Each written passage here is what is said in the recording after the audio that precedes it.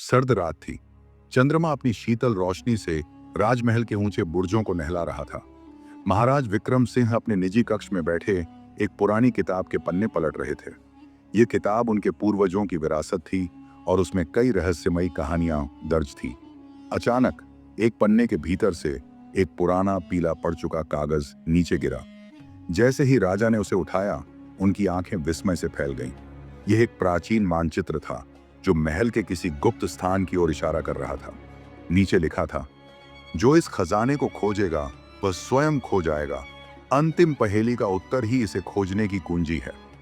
राजा को यह जानने की तीव्र जिज्ञासा हुई कि यह खजाना क्या है और इसे खोजने वाला आखिर गायब क्यों हो जाता है। खजाने की तलाश शुरू होती है अगले दिन। राजा ने अपने सबसे विश्वसनीय सलाहकार राघव और एक कुशल गुप्तचर अर्जुन को बुलाया।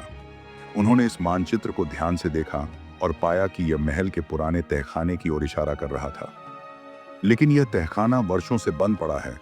राघव ने चिंता व्यक्त की।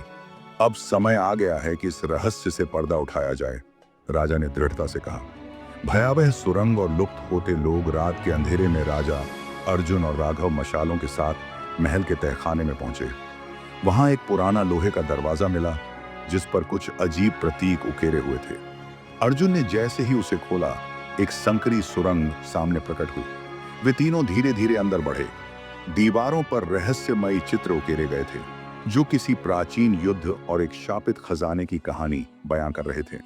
अचानक एक तेज हवा चली और अर्जुन एक भयंकर चीख के साथ गायब हो गया।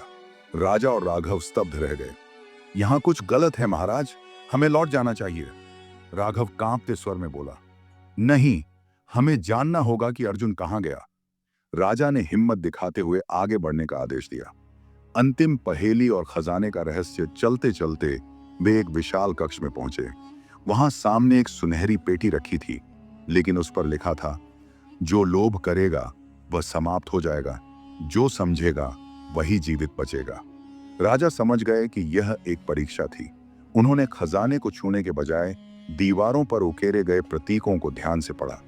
वहां लिखा था कि यह खजाना शापित था और इसे पाने की इच्छा रखने वाला काल के गाल में समा जाता था। राजा को तुरंत समझ आया कि अर्जुन इसी लोभ का शिकार हुआ होगा। उन्होंने अपनी तलवार से एक गुप्त शिला को दबाया और अचानक दीवारों में एक दरवाजा खुला। अंदर अर्जुन बेहोश पड़ा था। जैसे ही वे अर्जुन को बाहर निकालने लगे, पूरा तहखाना हिलने लगा। राजा ने तेजी से अर्जुन को उठाया और भाग निकले। जैसे ही वे मुख्य द्वार से बाहर आए, पीछे की सुरंग ध्वस्त हो गई। अब राजा को समझ आ चुका था कि यह खजाना कोई संपत्ति नहीं, बल्कि एक परीक्षा थी, एक लालच और बुद्धिमत्ता की कसौटी। जो इसे पाने की इच्छा रखता, वह हमेशा के लिए खो जाता।